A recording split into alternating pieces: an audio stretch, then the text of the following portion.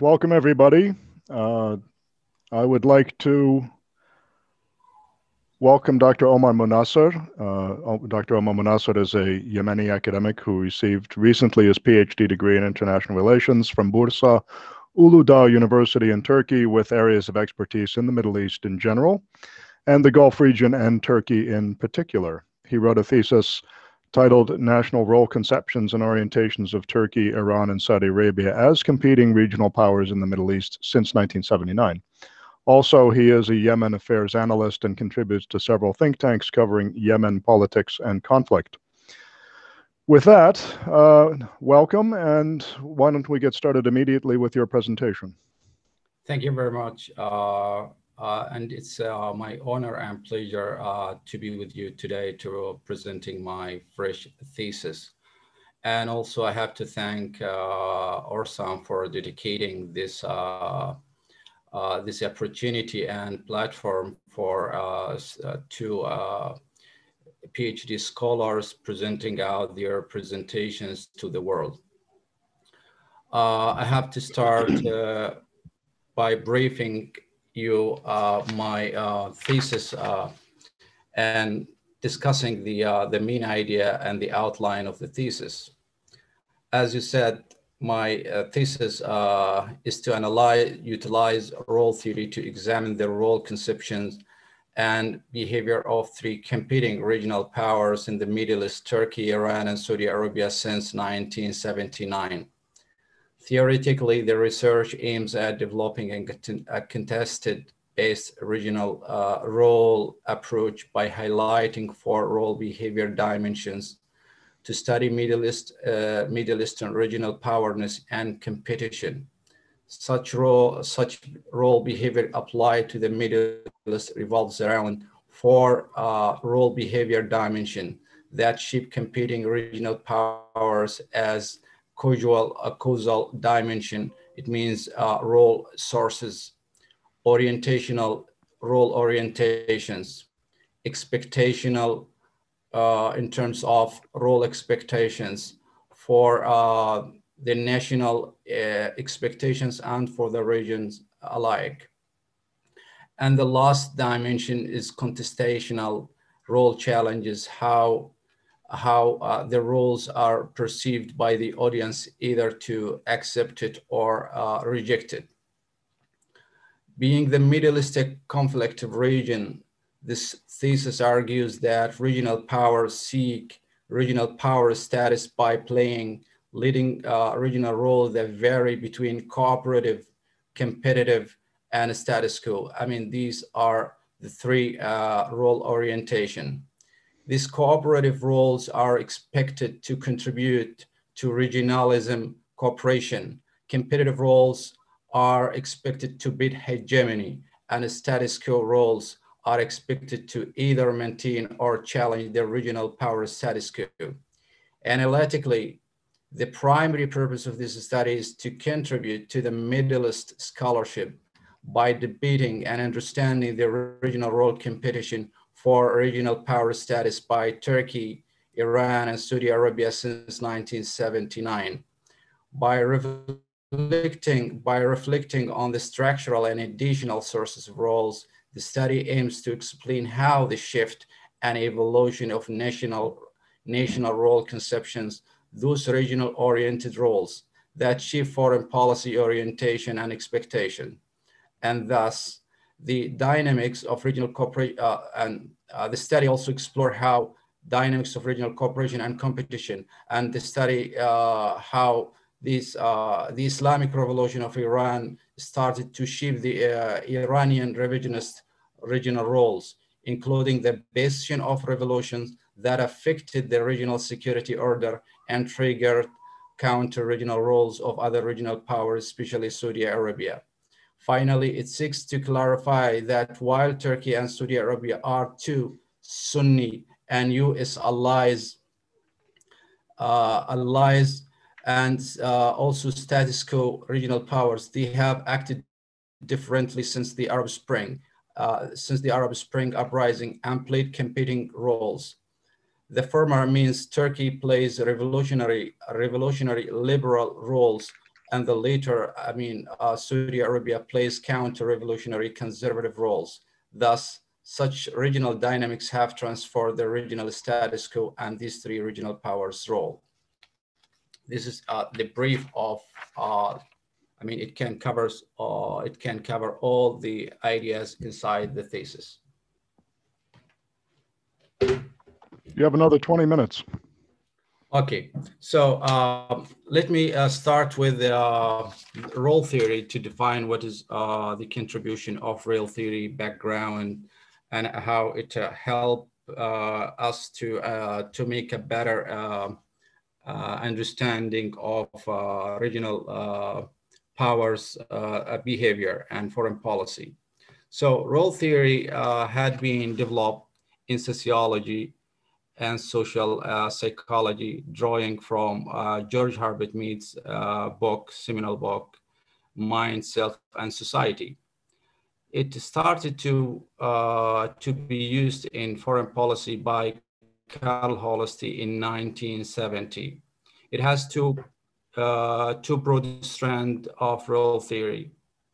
Structural role theory, which is a European one, or what you call it, the conservative constructivist school, that believe that identity is pre-existing and pre-socialized into roles.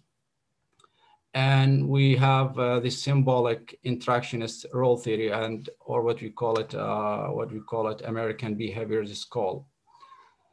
They believe that the state interacts with others to reinvent identities and roles. Role theory is methodologically eclectic. You can use it with other with other theories like formal and game theory approaches, or state socialization. Role theory and status-seeking theories can be used nicely to study the middle powerness or regional powerness, like in the cases of Saudi Arabia and Turkey and Iran. I have to define what is a national role conception. It's the policymaker's own definition of the general kind of decisions, commitments, roles, and actions suitable to their state. My questions for this thesis are two. The first one, how does foreign policy role theory apply to the scholarship on regionalism and competition in the Middle East? Second, how since 1979 have the national role conceptions and orientations of Turkey, Iran, and Saudi Arabia influenced their regional security order and determined their regional power status? So again, I have to add something to what is role theory, and might be some people interested to know how can contribute to foreign policy and international relations. So role theory scholarship is to understand human agency. This is the core contribution of role theory, to understand individual agency and to understand how leaders, decision maker conceive of their regional roles and their status in outside their borders.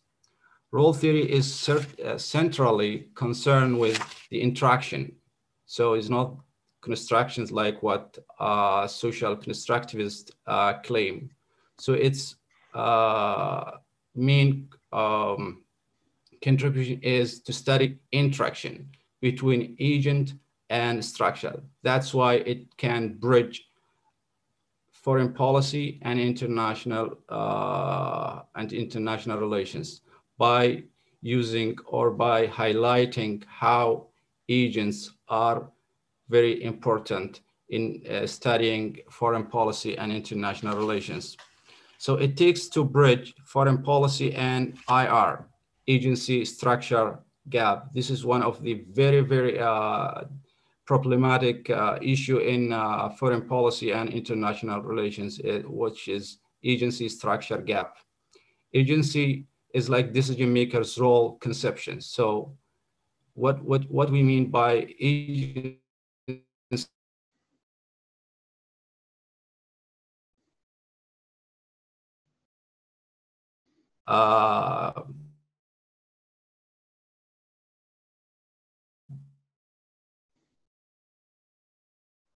what you call it, cognitive roadmaps.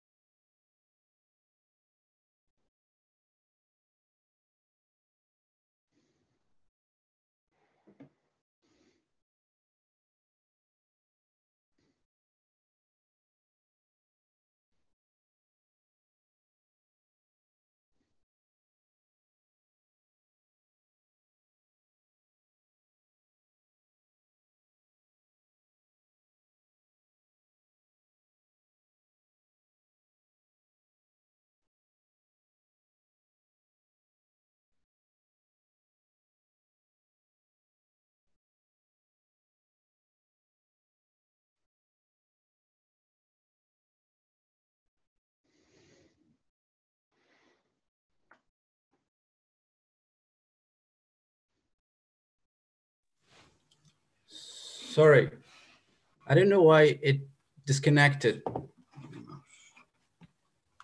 Yeah, you froze and then you disconnected. I don't know what happened. Just We lost suddenly you for maybe 3-4 minutes. Okay. So there's important sections of theoretical explanation missing here. Yeah. So shall I continue with the theoretical framework? Please. The theoretical framework is what interests me. I hope it will interest others. I mean, those who are following. Okay, you got it? That's great. So Stephen Walker, who is one of the prominent scholars of role theory, claimed that role theory has 3 methodological attributes. Descriptive, that one, it helps us to make different beautiful terms like expectations, role sources, what do you call it, worldviews of leaders, role conceptions, national pride. These are the sources, and we have the organizational one that help us to study foreign policy and international relations at 3 levels. First of all, like individual level, that describe or explain how leaders articulate their role conceptions and how they perceive the world according to their belief systems, self-images, etc. And on the international level, international system level, it explains that how international constraints like polarity, shifting alliances, etc., and how all these affect the regional roles behavior. So for a real theorist, a regional power like Turkey, Saudi Arabia, and Iran is a role. It's not just a position, it's a role. So this is very important in interactionist approach. Positional, structural gap, identity is something, status is something. So when it comes to status, it means regionalist, what do you call it? Regionalist approach. It means that audience of the region of the roles expecting something from the role maker. So once they accept it, then it's they get the status. So they have to have some entrepreneurs to be accepted by the others. But once your roles are competitive, or anti-status quo, then you get rejected by the audience. So the audience is the first judge. So it also contributes to the Middle East scholarship. Now specifically, we go specifically to the Middle East. From a perspective of behavioral, psychological IR, behavioral versus positional approaches, because as we all see that the Western center approach. We're losing you.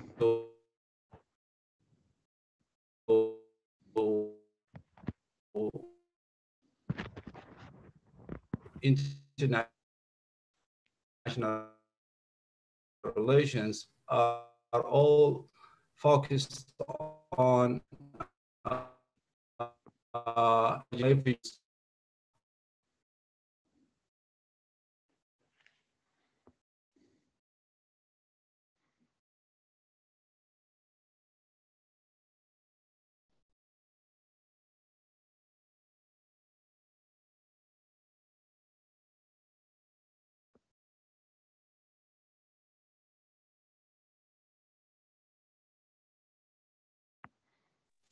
so it contributes to the full understanding of puzzling sub-layers of regional competition by reflecting on three analysis levels: individual leaders' worldviews, belief systems, or role conceptions. States' identical and material sources of roles like economy, military, population, geography, and at the international level, it looks at the expectations of others and contestations alike.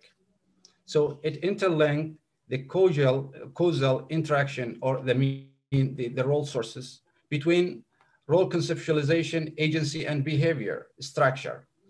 Second, role theory investigates regional power behavior from an interactionist approach, and thus defines regional power as a role, different from the positional perspective that define it as a position.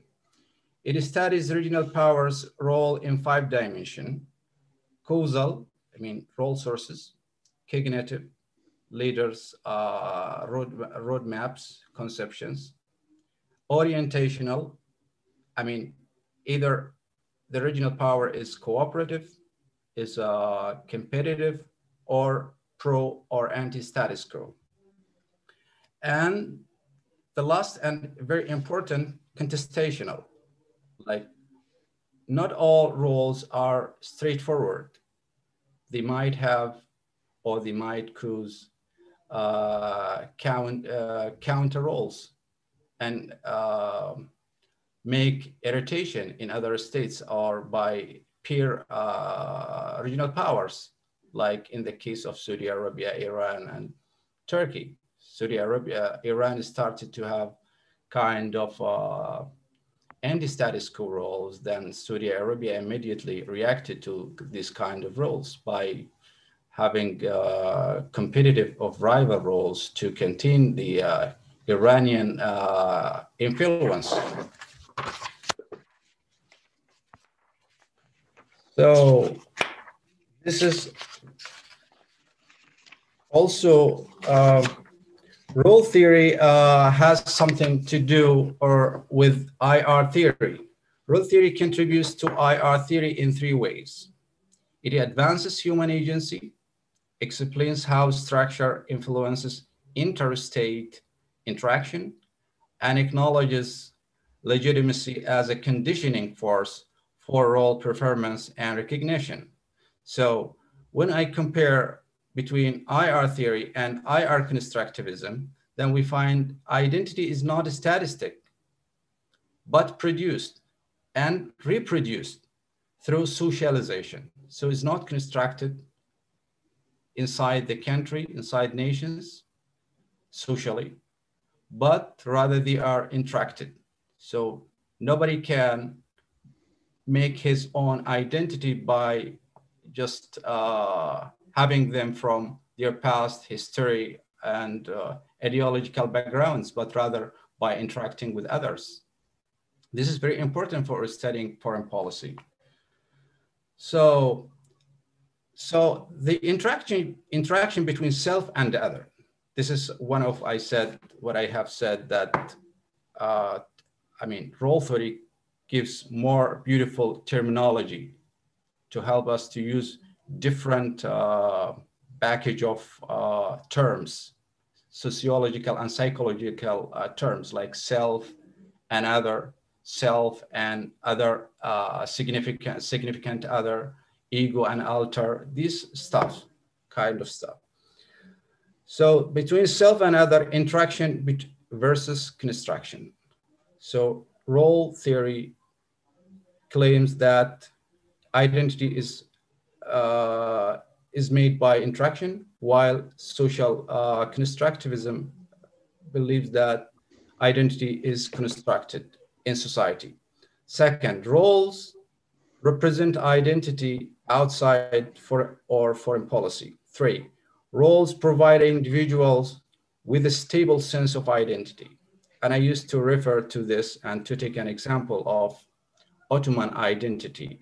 Without the interaction of Ottoman Empire during the past, there will be no sense of identity in Turkey now, or stable sense of, what do you call it, Ottoman identity, that Turks still be proud of it. That happened only by interaction in the Middle East. So Turks used to have different identity to find themselves as Turks. But because of the Ottoman Empire, they got another, what you call, transnational identity. That happened only by interaction in the region, in the Middle East or beyond. So when it comes to, so identity is abstraction. That one of the assumptions of constructivist school is only abstraction. But when it comes to role theory, role is action or interaction. Role theory, NIR English school, role theory helps to understand what legitimacy is. If you are not legitimate to play a certain set of roles outside your country, you have to have legitimacy or acceptance or recognition. And this is what is legitimacy is. So it is connected with English school in this concept. Role theory and IR realist theories. Rationalism and structuralism. It explains politics through some sort of systems theory, like status quo. Status quo is one of the core terms in realist IR theory. Status quo role orientation, pro-status quo, and revisionist role orientation. So this is to deal with realism and power relations. Power theories, power is the means, while role is the goal of action. So power is just a mean that countries, states use to enforce their roles, while a role is just the goal of action, the end of goal. Role is a sort of relative power in IR, occurs in power transition. So example, when the power transition happened in Egypt during this 50s and 70s,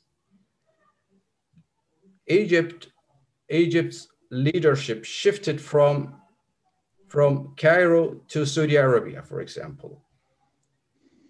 Once Egypt leadership declined in the 70s. So Egypt was a regional leadership during Nasser era, but because of the shift, power transition, the leadership role transfer or transited to Saudi Arabia. So role shift or leadership shift is a kind of relative power that states gain. So shall I go more in? Now I have the chapter with role theory and the Middle East. Shall I continue in this way? Well, it's would be fine with me if it's fine with Omar, Dr. Omar Rabi. Yeah, we can move to 5 minutes as supplement time. I mean, look, if we don't have the time enough, so I have to go to the core chapters like Turkey roles, Saudi Arabia roles, Iran's roles. I mean, what I've been doing is just a theoretical framework. So if you like to... and without neglecting the conclusions, of course.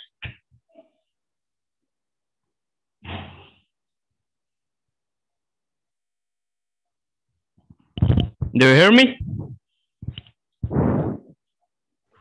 Me or Dr. Omar? Yeah, I got it. Now I hear you. I don't know what Okay. happens to the laptop. So let's start with Turkey. Turkey's role, behavior in the Middle East. But before that, I love to go with the quotation from Turgut Özal. I mean, to reflect the ambition of Turkey as a regional power. He said, Turkey has an ambition. It's like this label, from the Adriatic to the Chinese Wall. This can summarize everything about Turkey, how aspiring Turkey is, and how it seeks to have a regional power projection in the Middle East.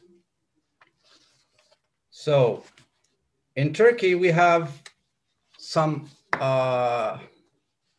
roles for cooperative, some roles for competitive orientation, some roles for status quo.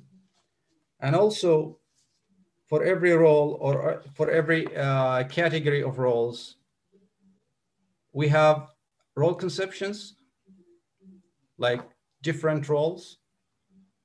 And on the opposite, we have role sources and role expectations. So in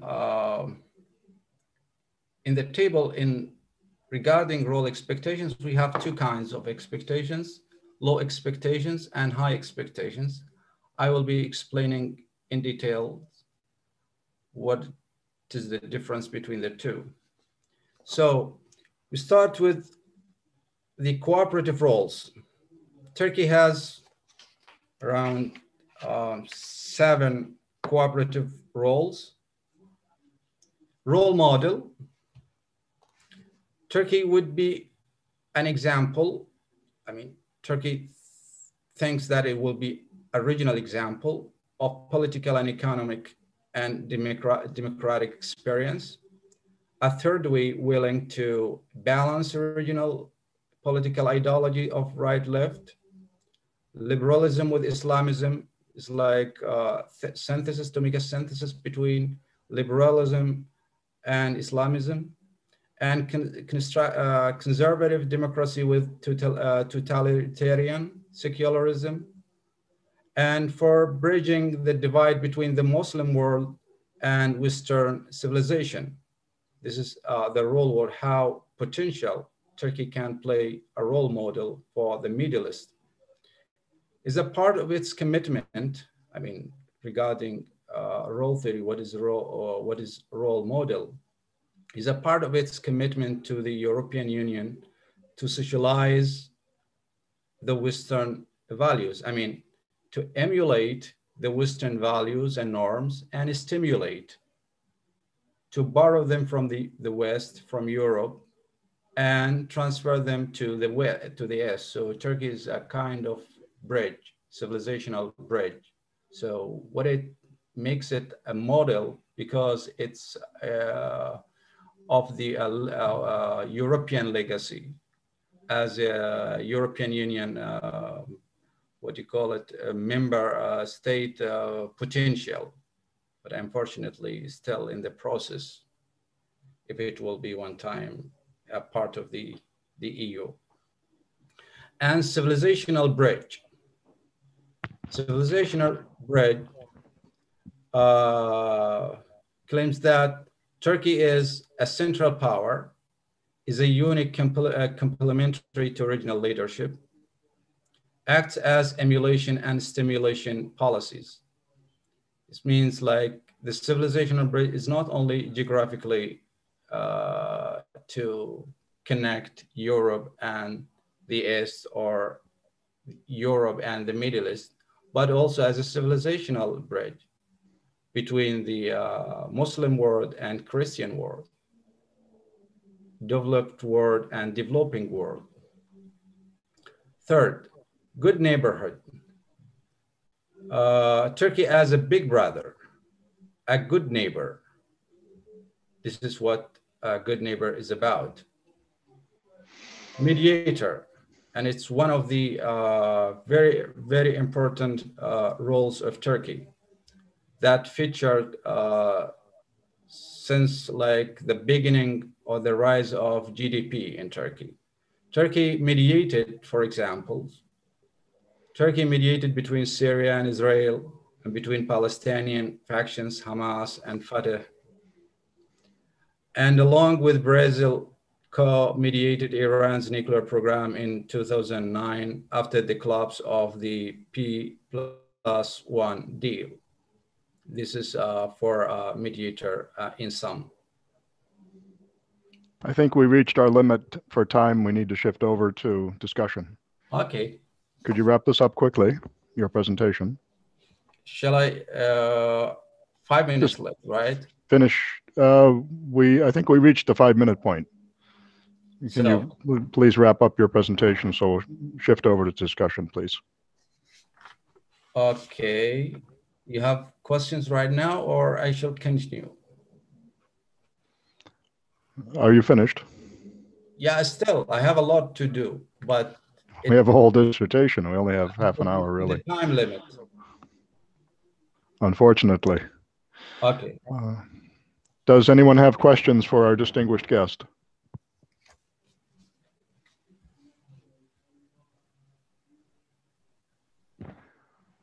Something came through the chat here.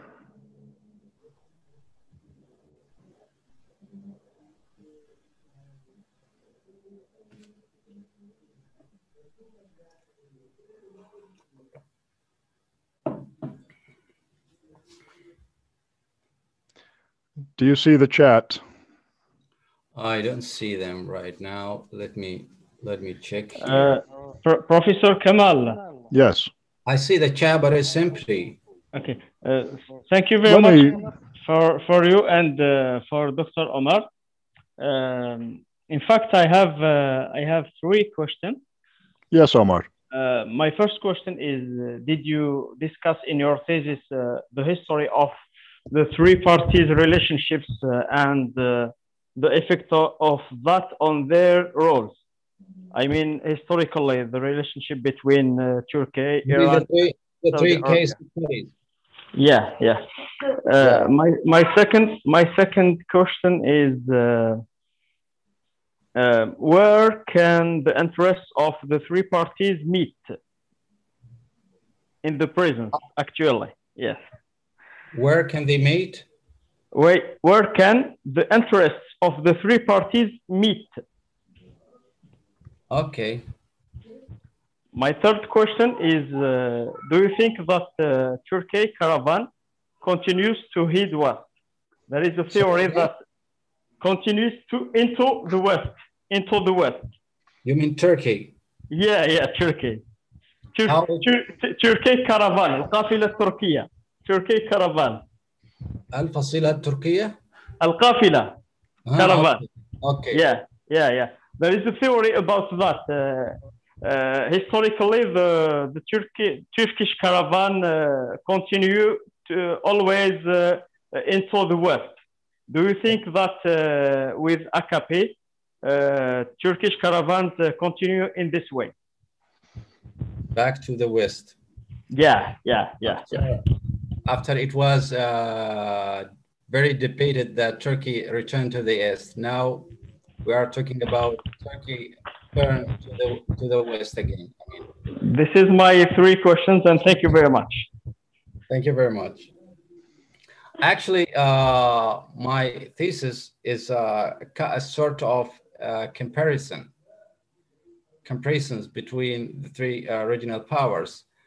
And that's why I just labeled my thesis title as competing.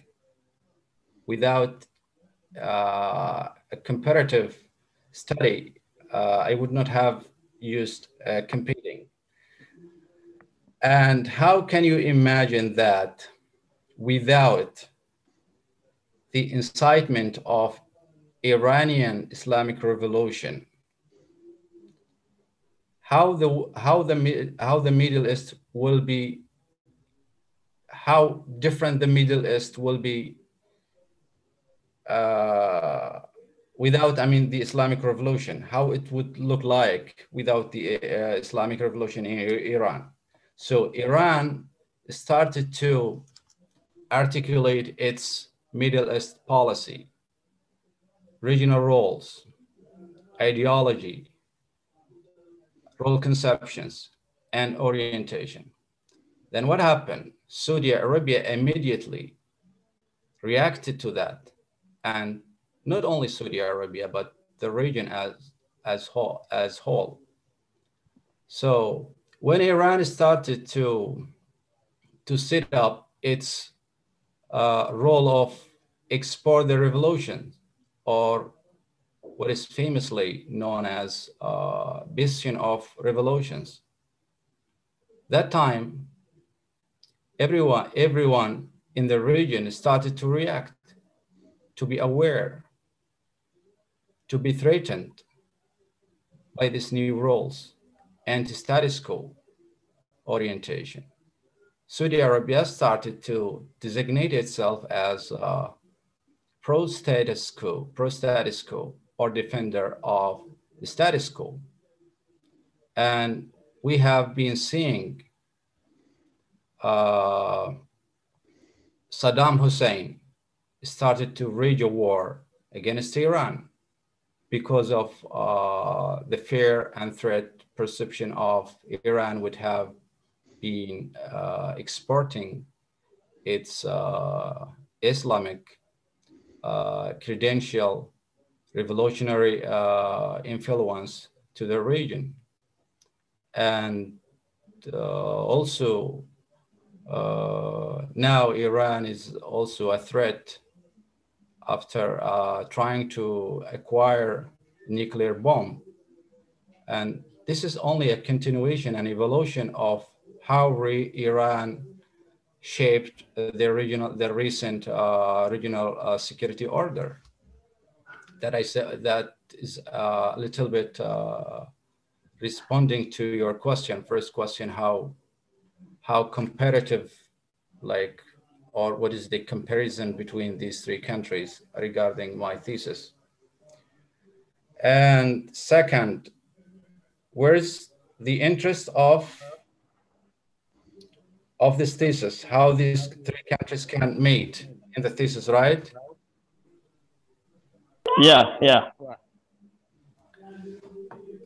Look, by understanding 3 role orientations, as I have been discussing, we hope that these 3 countries can work and can lay a work ground for more cooperative discussions, agreements, and shared interests for the great good of the region.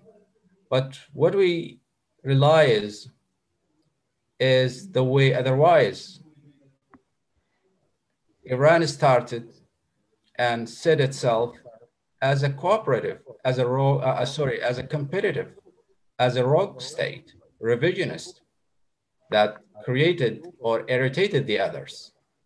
Now we are still in the vicious cycle, and the region is only just an epicenter, and as only like the continuous consequences of the Islamic Revolution. So once they agree on having cooperative and mutual leadership, consensus on leadership, there will be some cooperative sense for the region. But now what we see, especially after the Arab Spring, all these three countries are aspiring or competing over with each other over leadership. Like take Saudi Arabia and Iran as two good examples. Instead of working together as Sunni status quo US allies for cooperating and building new understanding agreements to enhance the pace and building cooperative or regionalist institutions, either economic institutions, security institutions, political institutions. But unfortunately, they are competing with each other on who will lead and on what status quo should be, how the status quo should be. Since the Arab Spring uprisings, there we saw shifting status quos. I cannot say only status quo, but status quos. The beginning of the Arab Spring brought some regimes, and after some years, the regimes were removed. These regimes were building some status quo, new status quo, but they were not in favor of some countries. What was favored in Egypt was not necessarily in favor of Saudi Arabia. But after the removal of Morsi, then Saudi Arabia maintained its status quo.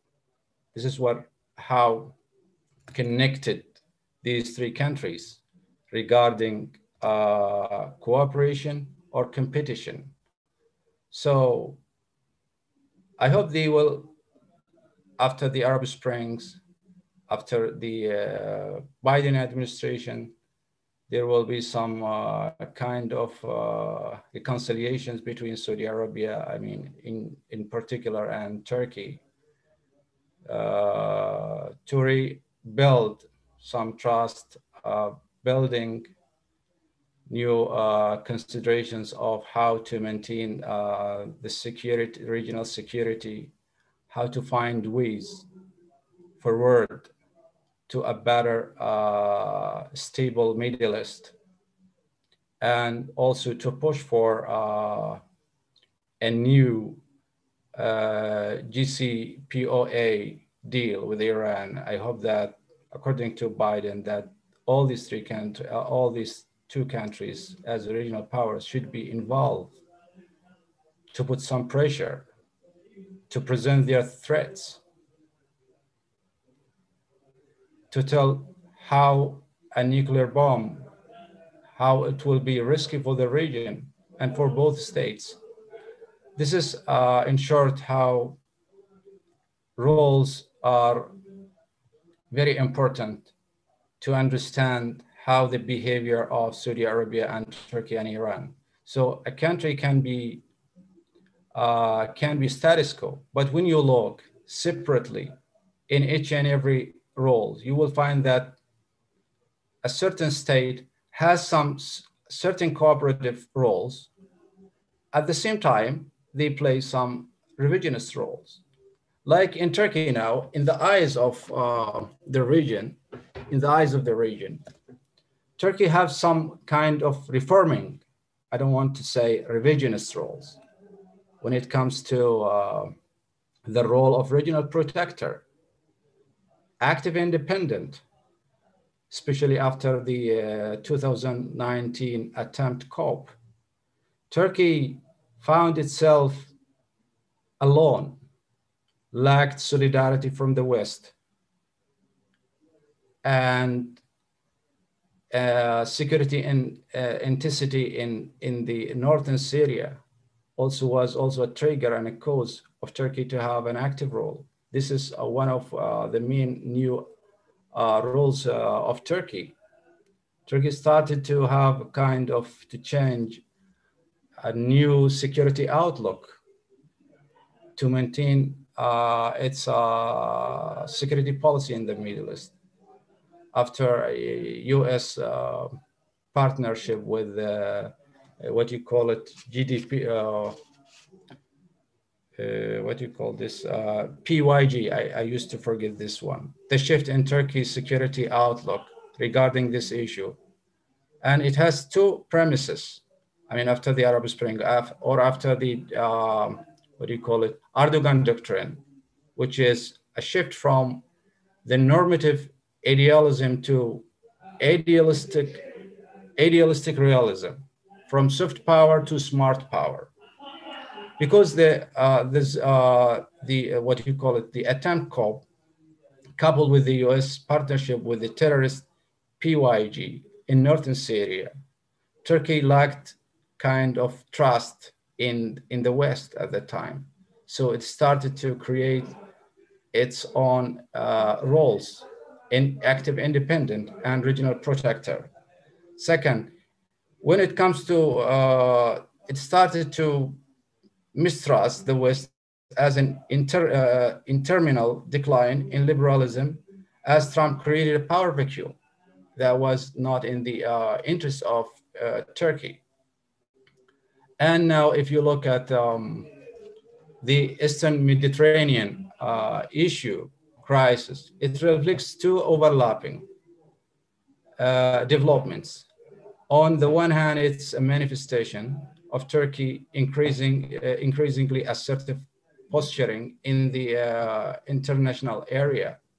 Second, this is just how to reflect the active independent role of Turkey, because I'm discussing how these three countries are going competitive rather than cooperative. It shows that the intensity of the geopolitical competition between Turkey and its adversaries, such as Egypt, the UAE, Greece. It shows Turkey's claim about sovereign maritime rights to the inclusive economic zone in the region. So also Saudi Arabia started to have this only two. So, okay, is done? Do I still have time? Oh, about the third question. 12 minutes. About 12 minutes left. But I have some questions for you. Okay, you're welcome. But When I'm sorry, finished. I did not answer our friend third question, last question.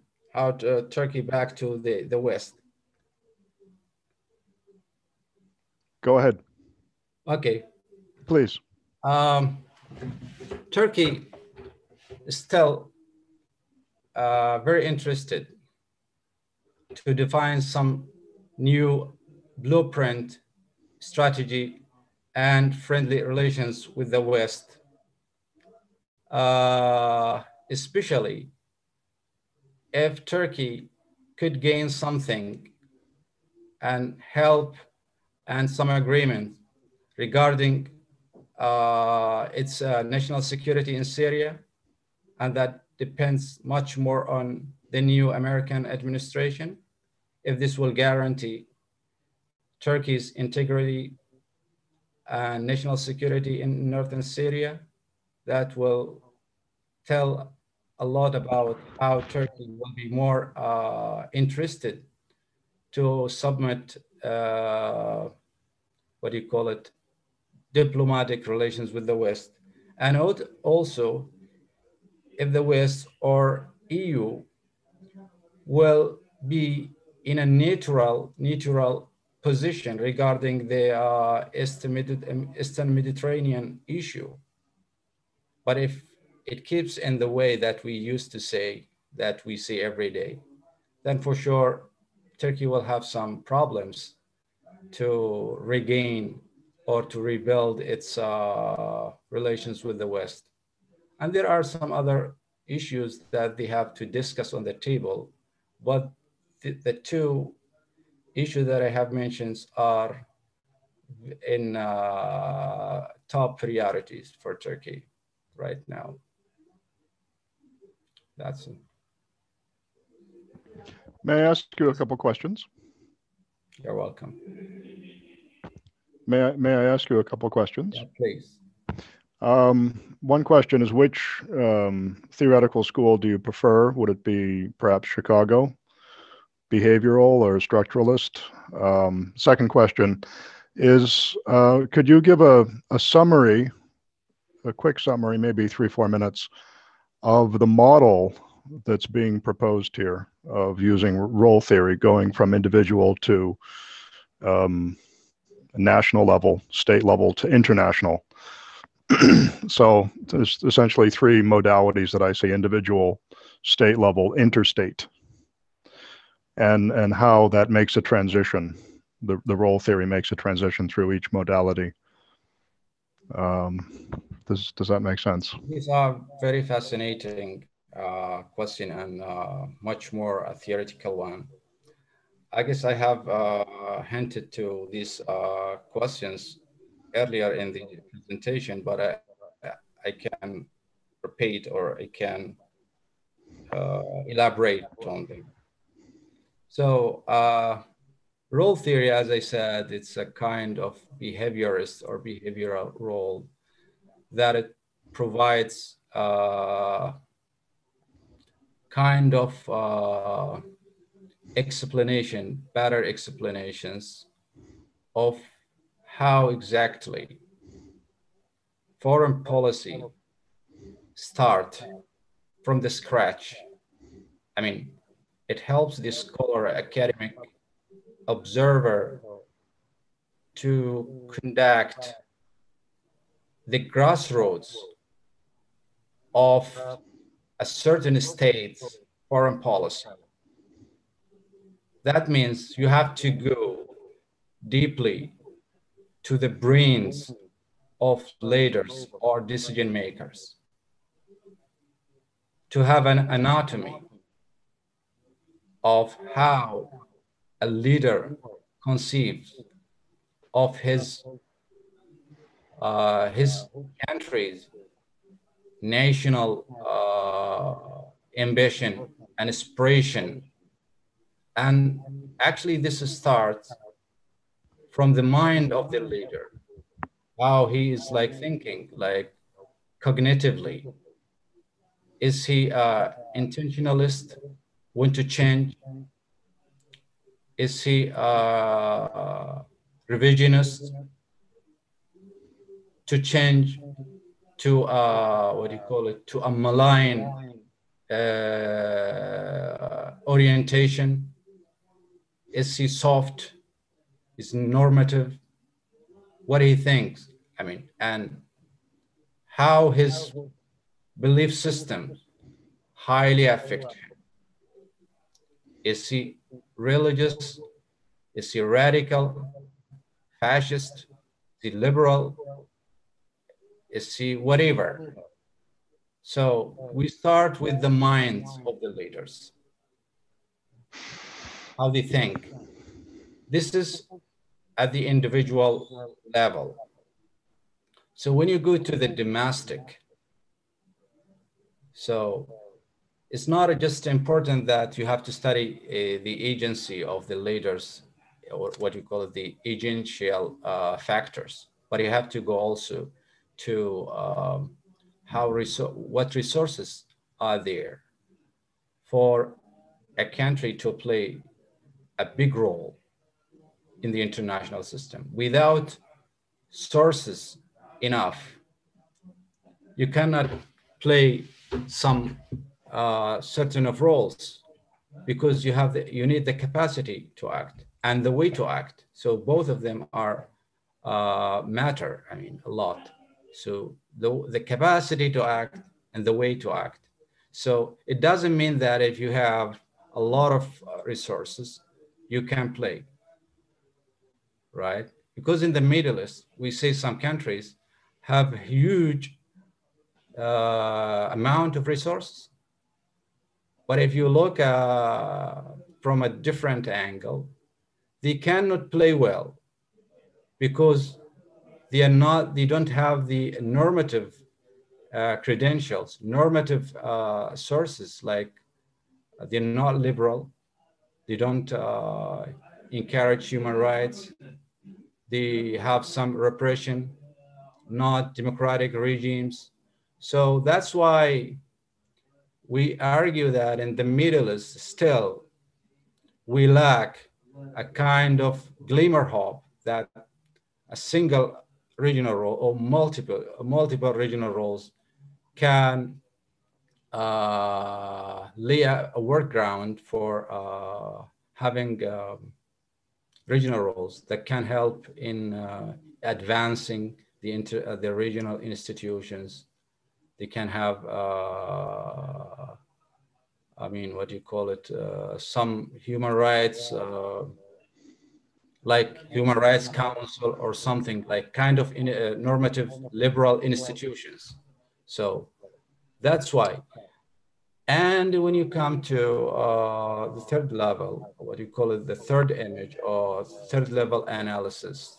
I mean, on the system level, you have to look at what kind of constraints are there, hurdles, difficulties, that either to help you or to, what do you call it, or to stop you of doing some roles, making some roles.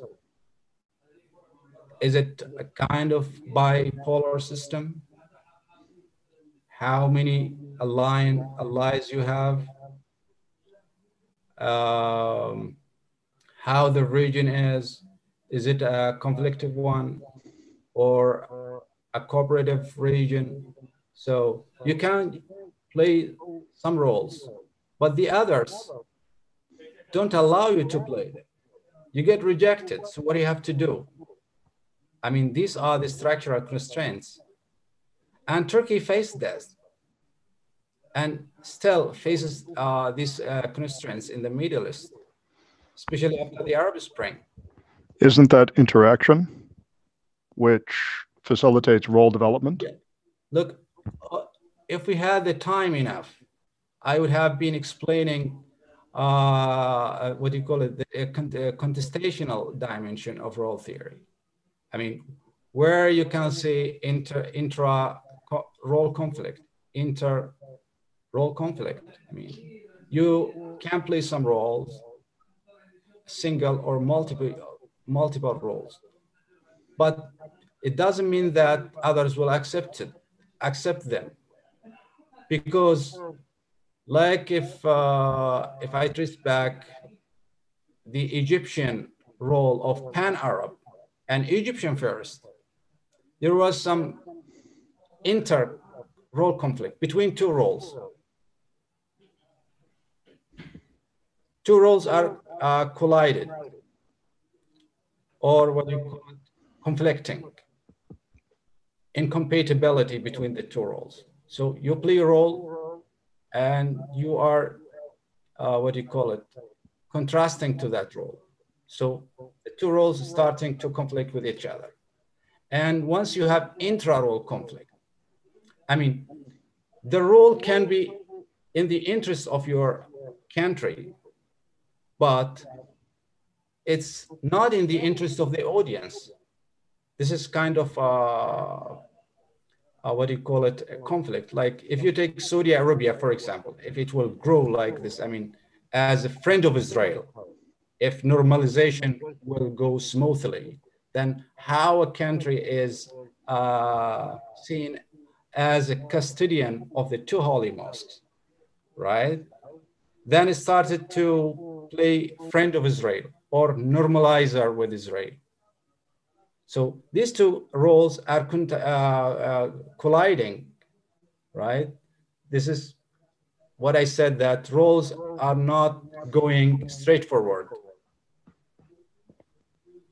Sometime I want to ask you, I believe we're out of time, but I want to ask you your preference for a school of thought about role theory, but we've come up on 4:05. Is there any concluding remarks from any of our panelists? Any other questions? Dr. Omar Rouabi? Thank you very much, Dr. Kamel and our guest, Dr. Omar. Really, it was a good session with a lot of excuse me. The kids are there. Yes. Yes, my kids. Yes. You double enjoy. I think we have a lot of to speak about this thesis, but there is always the restriction of the time. Maybe we invite Dr. Omar for another event with extend and more times to speak with details about the roles of rollers in the region. So thank you again for our colleague and Mr. Kamel and Omar. Thank you very much. For the speech for you. Yes. I really appreciate your question. I want to add that I tremendously enjoyed reading ideas. Yeah. Sorry. Please. I tremendously enjoyed reading your dissertation, and I fully intend to use what goes through my mind is the articles I'm going to write after reading the methodology. Your last question was about some references of all the prominent founders of role theory. I guess you asked that question, right? Which school do you prefer? The Chicago school? Yeah, I said behaviorist, structuralist.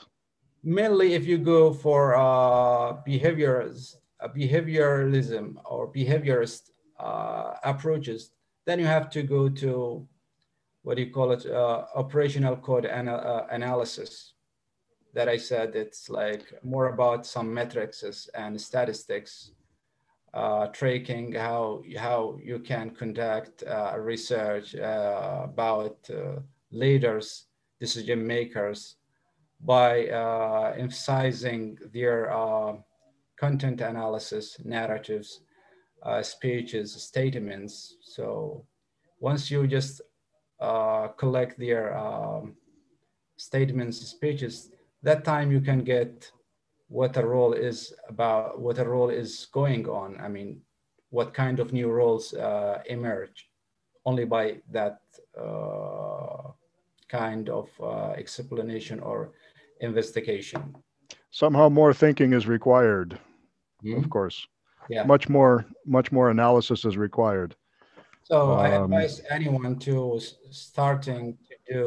conduct a research by using role theory to start with Carl Hollister, as was the first article in foreign policy using role theory. You have to go then to Stephen Walker. Then you have to go to Marika Browning, Sebastian Harench, Jolette Carbo, and the last generation, I guess the third generation of role theories are paying much more attention to role conflict, either intra conflict and domestic contestation, vertical and horizontal contestations. This kind of new generation. So it depends on what are you going to study? Is it like to study the role conflict, or you want just to study, what do you call it, role sources or expectations? It depends on what are you going to do actually with your area of study. I'm finished with my questions. If nobody else has some, I want to thank you very much for your presentation and discussion today. And I hope to see you again. Thank you. I wish you all the best. Stay safe during the pandemic time and have a good weekend. Anyone else? Dr. Omar Rawabi?